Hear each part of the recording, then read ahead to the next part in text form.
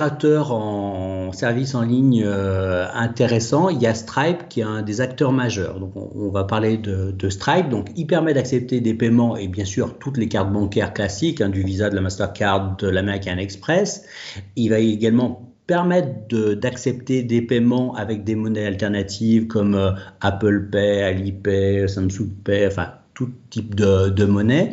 Et il est facile à intégrer dans votre site, que ce soit un site WooCommerce ou un site Shopify ou n'importe quelle autre technologie. Les modules sont déjà présents et faciles à intégrer. Donc ça, c'est son gros avantage.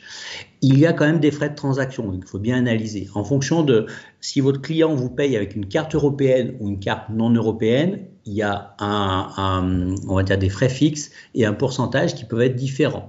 Donc ça, c'est à prendre en compte. Donc une carte européenne, vous avez un frais fixe de 0,25 € et des frais variables qui vont être de 1,4% du montant de la commande. Stripe permet d'accepter aussi des prélèvements SEPA, donc des paiements par virement, donc différents autres aspects. Alors dans les points intéressants, on va dire le pour et le contre, les aspects très très positifs notamment, c'est que c'est en multidevise, en multilingue, donc tout type de langue. Donc si vous avez un site e-commerce avec plusieurs langues, le tunnel de vente avec Stripe va être personnalisé dans la langue. Donc c'est très fiable, c'est très reconnu, c'est très sécurisé. Donc ça, ce sont les aspects hyper intéressants.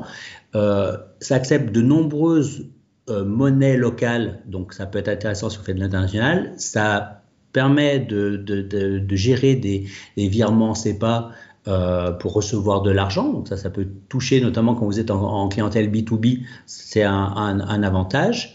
Le point un peu, on va dire, inconvénient, c'est même si c'est simple à mettre en œuvre, dès que vous voulez un peu le personnaliser ou aller un peu plus loin, ça nécessite d'avoir un développeur qui interagisse avec Stripe pour mettre en place, on va dire, les applications dont vous avez besoin.